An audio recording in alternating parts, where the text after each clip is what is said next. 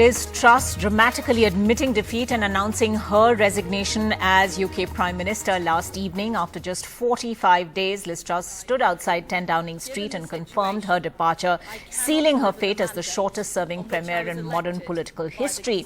She added that her successor would be elected within the next week. Well, joining us now is journalist Andrew Whitehead to analyse this situation further and talk to us a little about exactly what the United Kingdom is going through right now. Andrew Whitehead, just 45 days in power, you know, the very unkind are commenting at this time that Liz Truss seems to have ensured a rather dubious place in history for herself, probably to be remembered only as a pub quiz answer. Well, that's right. She is by far the shortest serving Prime Minister in British political history. I mean, by far. 6 weeks is something of a record. But she had lost the confidence of the markets. She had lost the confidence of her own party by introducing unfunded tax cuts, which led the pound to spiral down and led to a very sharp increase in interest rates. And interest rates are still significantly higher than they were when Liz Truss came to office. So it's all a bit of a mess, and for the second time in a matter of 3 months, we're now in a Conservative leadership contest, and that new leader will automatically become Prime Minister. So what next, really? Does Rishi Sunak, who finished second in the Tory leadership race in September, now actually have a chance?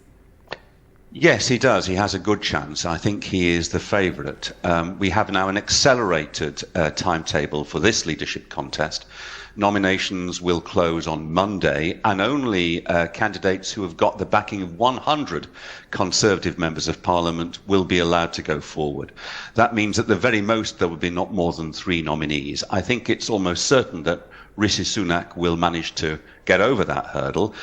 The big question is whether Boris Johnson, who was forced out of office just over 3 months ago, will put his hat in the ring.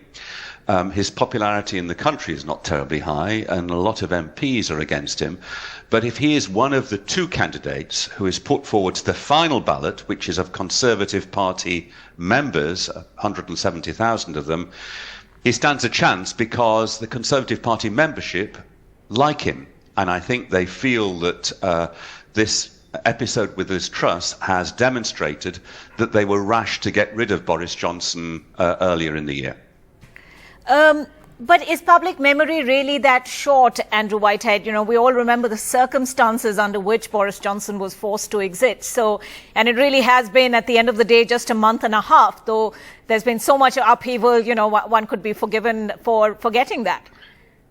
Yeah, I mean, I agree with you. It would seem to be remarkable, counterintuitive, but for many Conservative Party members, and remember the leadership is decided in the last resort by Conservative Party members, just 170,000 of them, not in a general election. They remember Boris Johnson as the Prime Minister who got Brexit done, who led them to a commanding election victory in 2019, who is a very good communicator. And for all those things, some at least of the membership are hankering after a return. Boris Johnson, I think, would love to come back. But you know, typically, at the moment, he's on holiday in the Caribbean, so he's not around. He's coming back, we believe, today. I mean, remarkable. He's still a member of Parliament. Parliament is sitting, and where is Boris Johnson? Is on holiday, which tells you quite a lot about his style of doing politics. Right.